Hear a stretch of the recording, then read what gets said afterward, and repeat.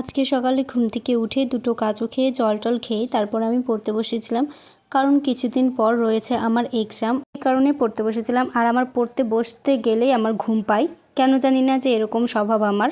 তারপরে তো বাবাকে চা করে দিয়ে দুধ টুধ গরম করে স্নান করে আমি এখন চলে এসেছি ঠাকুর ঘরে পুজো দিতে। এদিকে পুজোর জন্য জল নিতে আমি ছাদে এসেছিলাম, এসেই দেখি কলে অল্প অল্প জল পড়ছে, এক বালতিনও ভরেনি, জল শেষ হয়ে গেছে। এদিকে নিচে নেমে আমি শিব ঠাকুরকে স্নান করিয়ে চন্দন বেটে ফুলে চন্দন টন্দন লাগিয়ে আমি এদিকে ঠাকুরকে সাজিয়ে নিচ্ছিলাম ফুল দিয়ে। আমাদের গাছ থাকা সত্ত্বেও আমরা একটাও ফুল পাই না, তাই বাবা গিয়েছিল একটা কাকিমার বাড়ি, ওখান থেকে অনেকগুলো ফুল নিয়ে এসেছে। আর আমাকে অনেকগুলো ফুল দিয়ে সাজিয়ে পুজো দিতে অনেক ভালো লাগে।